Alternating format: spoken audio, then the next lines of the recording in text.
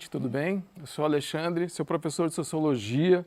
Hoje a gente está aqui na segunda aula de Sociologia no Enem, né?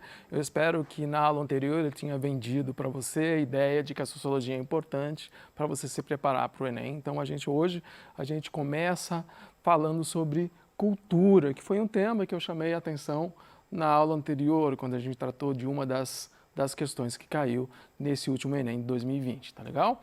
Qual que é o objetivo dessa aula? A apresentação do conceito de cultura a partir da visão antropológica, tá? Se a gente for explicar de uma maneira muito simplista o que é antropologia, antropologia é o estudo da cultura humana. Suas conexões com o mundo, com a desigualdade e a diversidade. Ok? Esse é o objetivo. A gente está trabalhando com essa habilidade aqui que vai envolver as questões relacionadas à cultura, conhecimento, valores, crenças, práticas e por aí vai. Tá legal? Então vamos lá. Antes de começar efetivamente a falar sobre cultura, eu queria fazer esse lembrete para você. Tá? As aulas de Enem incluem temas e conceitos da sociologia de todo o ensino médio. Não fique achando que a única coisa que vai cair no Enem é aquilo que a gente trata no PET do terceiro ano, tá? O Enem vai exigir mais do que isso. Vai exigir o conhecimento da sociologia em todo o ensino médio. Então você não pode simplesmente achar que eu só vou estudar as coisas do terceiro ano e que eu vou me sair extremamente bem na prova de ciências humanas, lá na redação e também no Enem de uma maneira geral. O que eu estou chamando a atenção é o seguinte, o PET do primeiro ano é uma ferramenta também que ela pode ser utilizada por vocês, é uma ferramenta fundamental de complementação, se você quer se destacar, tá? No Enem. Ele está à disposição também de vocês ali, onde? Lá no site do Estudo em Casa. Ele está disponível lá para você dar uma lidinha, você não precisa fazer os exercícios, nada disso. Mas ele está numa linguagem muito acessível, né? Porque é o princípio da sociologia no ensino médio, está numa linguagem mais acessível, que pode te ajudar a relembrar alguns conceitos de uma maneira mais simples, tá? Use e abuse aí das possibilidades que você tem aí à sua mão, tá legal? Bom, então, para começar, acho que essa é uma pergunta, né, que a gente pode, né, iniciar. O que é cultura? Veja bem, se você for em vários dicionários, cada um deles vai ter uma definição diferente para cultura. Se você for em vários livros didáticos, cada um deles vai ter uma definição deles para cultura. Por quê? Porque cultura é algo extremamente amplo. É diferente de você sair, pegar a internet, por exemplo, colocar no Google e procurar uma fórmula para resolver alguma questão, esse tipo de coisa, né? Você vai encontrar também na internet, se você colocar o que é cultura, inúmeras definições. Então, em vez de a gente começar por uma aqui específica, vamos construir a ideia do que é cultura juntos, tá? Então, vamos lá. Normalmente, quando a gente fala em cultura, o que vem na cabeça da gente é folclore, a comida de um determinado povo, né? Ou a comida típica daquele povo. Mas tem a ver também... a gente costuma lembrar da indústria cultural, como, por exemplo, a música que a gente consome, os filmes que a gente consome, e por aí vai. Mas será que cultura é só isso daí ou envolve mais coisas? Vamos ver o que está escrito lá no PET. A palavra cultura vem do latim colere, eu acho que é assim que fala, eu não sei falar latim, é colere, e significa cultivar, ok? Dos valores às instituições, da linguagem aos papéis de gênero, do jeito de comer ao jeito de amar, tudo é cultura. Essa frase está lá no PET 1, terceiro ano, página 113. Tá legal? Tudo é cultural. Olha aqui. Para ajudar a exemplificar isso aqui, eu trouxe lá do PET do primeiro ano. Lembra que eu falei para vocês que é uma ferramenta interessante de complemento? Lá no PET do primeiro ano, a gente começa a tratar um pouquinho sobre cultura. E aí tem esse infográfico lá que mostra a cultura como uma imensa árvore com seus frutos aí. Tá legal? E dentro desses frutos a gente vai ver a alimentação, a ciência, o costume, a arte, a arquitetura, a religião, a linguagem, a moral, mas também a economia, a política, a justiça. Poderia, inclusive, ter mais coisas aí, mas já tem bastante. Então, a cultura é algo extremamente amplo. Não é somente aquelas coisas que vêm na nossa cabeça, assim, quando a gente lembra de cultura. Então, eu queria chamar a atenção de vocês aqui para a gente ajudar, para a gente começar a construir isso daqui. O que vem a ser cultura? A gente pode definir, então, olhando aquele infográfico que a gente mostrou, que a cultura é uma expressão do conhecimento.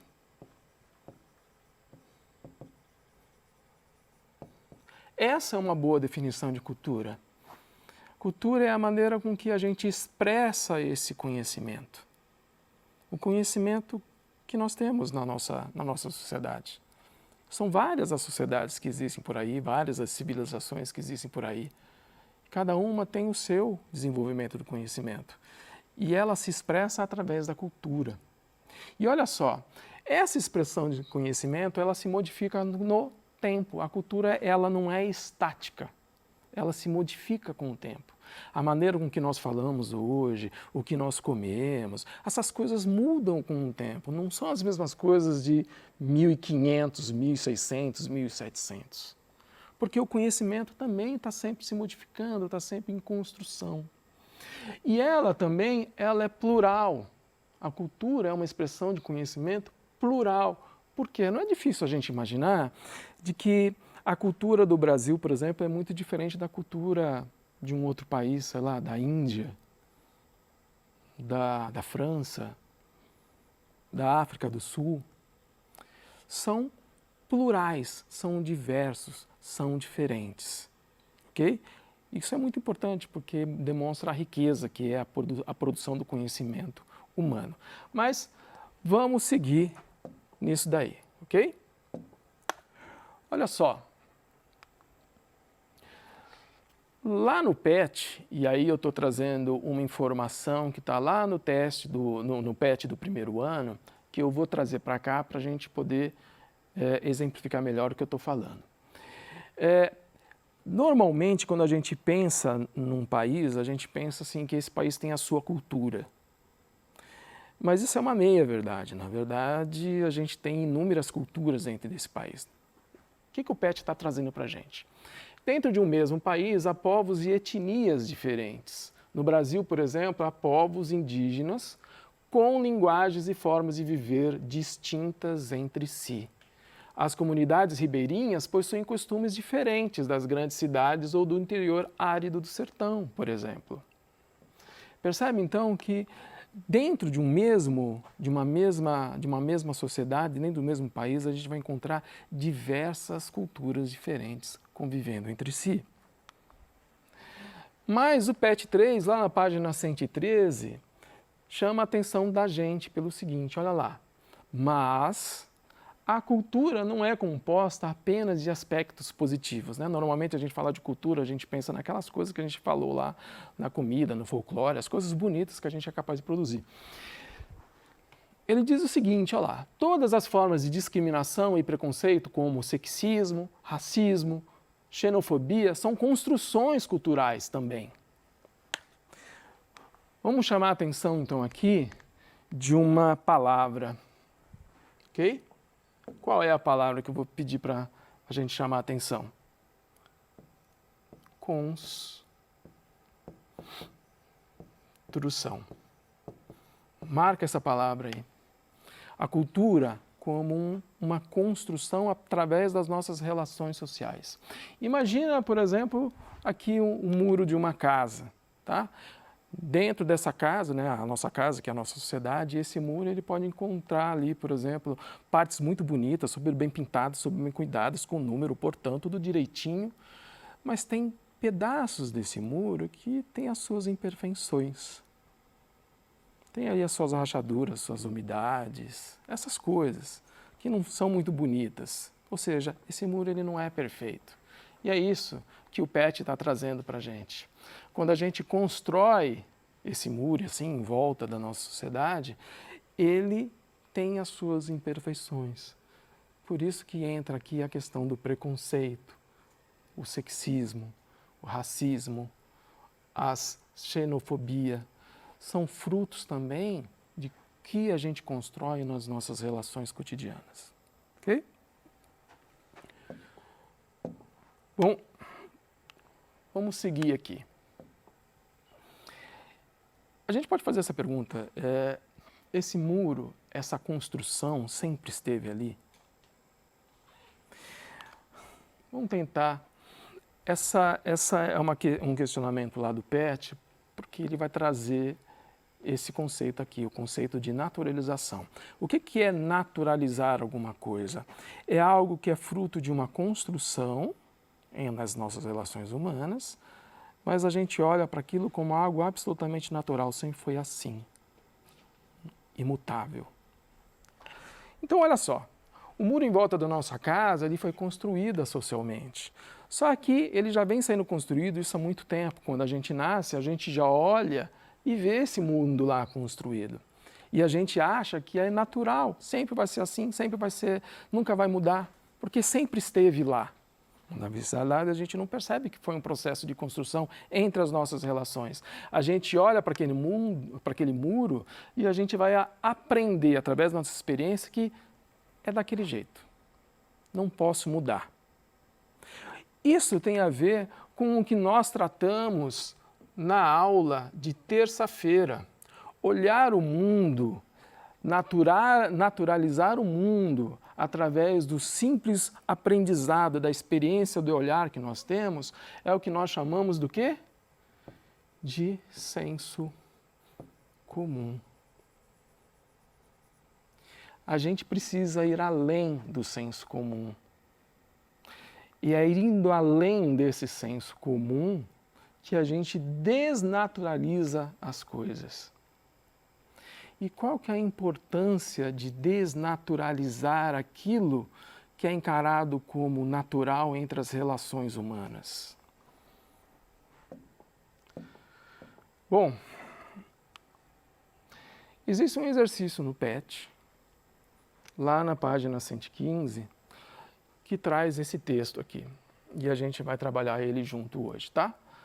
Eu vou ler aqui para vocês, olha.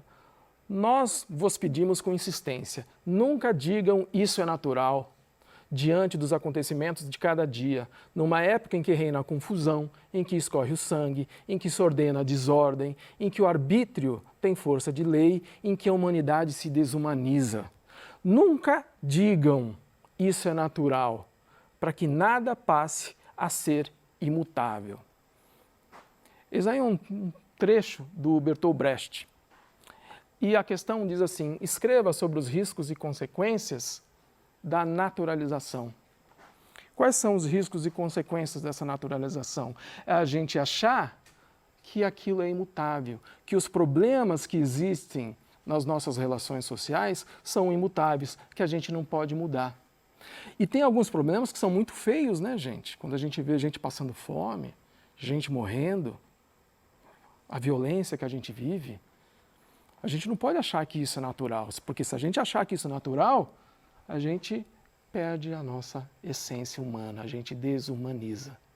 Então, os problemas da naturalização é achar que está normal e eu não posso mudar isso daí. Ok? Ok. E aí você pode perguntar assim, por que é importante estudar sobre cultura? Bom, eu espero que, se eu não te convenci até agora, mas vamos continuar, porque lembra que eu falei que a cultura é uma árvore enorme com vários frutos? Frutos dessa relação social que nós temos um com o outro, que nós produzimos conhecimentos e cultivamos? Ok. Todos esses frutos, nós consumimos eles. De uma forma ou de outra, eles nos afetam. A linguagem, a arte, a moral, a alimentação, a arquitetura, a religião, os costumes, a ciência, sobretudo, gente, a política, a justiça, a economia. Tudo isso nos afeta como pessoa. Por isso que é importante estudar cultura. Olha só, acho que não é muito difícil, né, a gente entender que a cultura é algo diversa, né? A gente já falou um pouquinho sobre isso. Mas a partir do momento que nós somos cada um indivíduo, um é diferente do outro, e essa cultura é diversa, a gente pode chegar à seguinte conclusão: essa cultura nos afeta enquanto indivíduos de maneira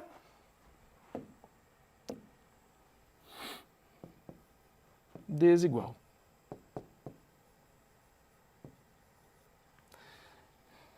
A cultura é diversa e ela afeta a todos nós. Só que nós somos diferentes como pessoas. Ela também vai afetar a gente de uma maneira desigual. Ela também vai nos construir de maneira desigual. E isso é muito importante. Por quê? Porque é a partir daí que a gente começa a entender um pouquinho mais sobre desigualdade e diversidade. Por mais que nós sejamos iguais perante a lei, nós somos efetivamente desiguais no mundo, porque a cultura nos afeta de maneira diferente. Por que é importante entender essa questão da desigualdade? Porque a partir do momento que eu entendo que a cultura nos afeta de maneira diferente, nos cria e nos constrói de maneira desigual, eu consigo perceber que o outro é diferente de mim por causa dessa afetação. Ele não precisa ser igual a mim e eu também não preciso ser igual a ele. Eu entendendo esse processo, eu consigo ao menos ter uma convivência respeitosa entre aqueles que são diferentes. É isso que a gente busca entre os desiguais. Eu não preciso me transformar no outro.